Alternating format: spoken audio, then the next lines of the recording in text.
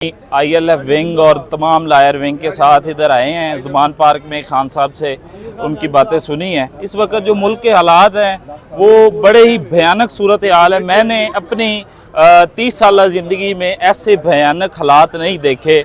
लोग कहते हैं मुशर्रफ का माशाल्लाह, ज़िया का माशाल्लाह, वो बातें वो लोग लतीफ़ खोसा साहब बता रहे थे कि वो भी इतने जालिम लोग नहीं थे जिस तरह वो कर रहे थे।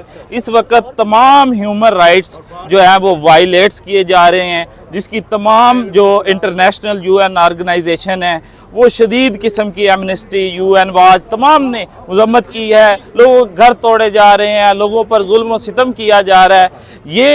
ये मोहब्बत पैदा नहीं होगी। इस तरह नफरतें बढ़ेंगी।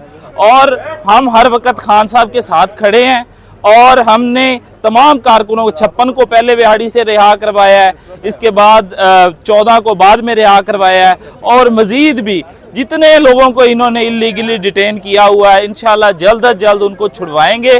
और पूरा पाकिस्तान खान के साथ खड़ा है। कोई खौफ नहीं है हमें आपका, किसी किस्म का कोई डर नहीं है। ये आंखों में इस वक्त कोई डर आपको नजर नहीं आ रहा होगा।